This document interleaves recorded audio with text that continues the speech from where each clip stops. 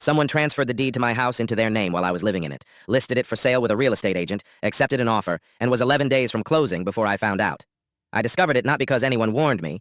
I discovered it because a neighbor mentioned she had seen a lockbox on my front door while I was at work. I had not put a lockbox on my front door. I am Aaron. I am 41, a utility inspector from Columbus, Ohio, and I have owned my home for 9 years. I paid off the mortgage 4 years ago. No liens, no disputes, no open legal matters of any kind. I bought it clean, I maintained it clean, and for 9 years it sat in county property records exactly as it should. My name, my address, my asset.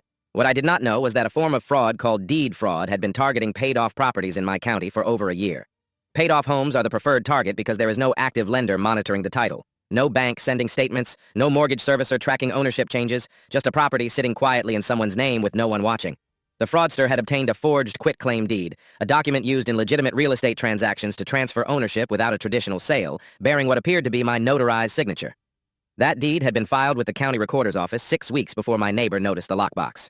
For 6 weeks on paper, I did not own my home. I drove to the county recorder's office the same afternoon my neighbor told me about the lockbox.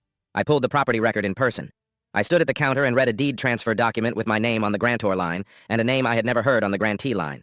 The notary stamp was from a notary whose license number did not match any active registration in the state. I called the county sheriff before I left the parking lot. The investigation moved faster than I expected. The fraudster had made a critical error. They had used the same forged notary stamp on 3 other deed transfers in the same county in the previous 8 months. The sheriff's office had been building a case they did not yet have enough evidence to close. My property gave them the 4th documented instance they needed. The real estate agent who had listed my home had processed the listing in good faith and cooperated fully with investigators the moment she understood what had happened. The buyer who had submitted the offer, who was also entirely innocent, was notified, and their earnest money was returned within the week. The county recorder's office filed an emergency title correction on my property within 72 hours of my complaint. My name was restored as sole owner of record.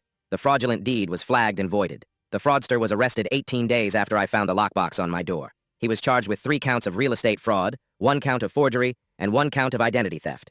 He had operated the same scheme across 4 counties, targeting paid-off properties the same way each time. Same fake notary, same quitclaim form, same rapid listing timeline designed to close before the real owner noticed anything. He was sentenced to 7 years in state prison. I want you to understand something about this particular crime. It is more common than most people know, and it is specifically designed to target people who have done everything right. Paid off your mortgage? You are a preferred target.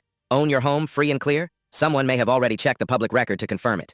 Go to your county recorder's website right now. Search your own property. Confirm the owner of record is your name. It takes 4 minutes and it is free.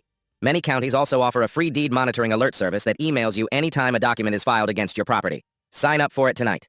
Do not wait for a neighbor to notice a lockbox. If you believe what you have earned should stay yours, subscribe. A new story of justice every single week. I will see you there.